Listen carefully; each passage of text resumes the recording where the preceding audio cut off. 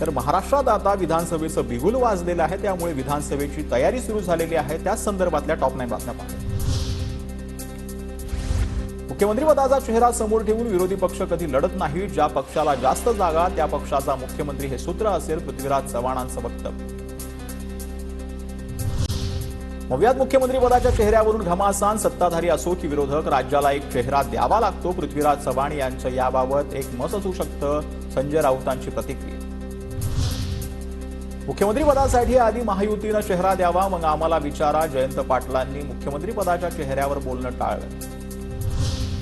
मवियात जागा वाटपावरूनही विसंवादाच्या चर्चा सुरू। जिंकेल त्याची जागा हा फॉर्म्युला, राऊतांची माहिती। तर जागा वाटपावर अधिवेशनानंतर चर्चा होणार, जयंत पाटलांचं वक्तव्य। मवियाच्या कोणत्याही निर्णय एक पक्ष जाहीर करणार नाही। संजय राऊतांचे सूर बदलले। ठाकरे मवियाचा चेहरा असल्याचं आधी दिलं होते संकेत। मवियात टोकाचे मतभेद आहेत। ठाकरे दिल्लीला चेहरा बनण्यासाठीच गेले, दरेकरांची प्रतिक्रिया। तर केवळ मुख्यमंत्री पदच नाही तर मतदारसंघावरूनही मवियामध्ये वाद असल्याचा धनंजय मुंडेंचा दावा। राज्यात पुढचं सरकार महाविकास आघाडीचं येणार। विधानसभेला मवियात 170हून अधिक जागा जिंकणार, जयंत पाटलांकडून विश्वास व्यक्त।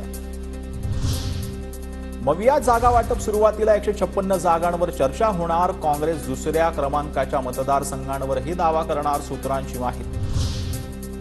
संभाजीनगरात भावी मुख्यमंत्री म्हणून झळकले बच्चू कडूंचे बॅनर। कार्यकर्त्यांकडून बच्चू कडूंच्या समर्थनार्थ बॅनरबाजी।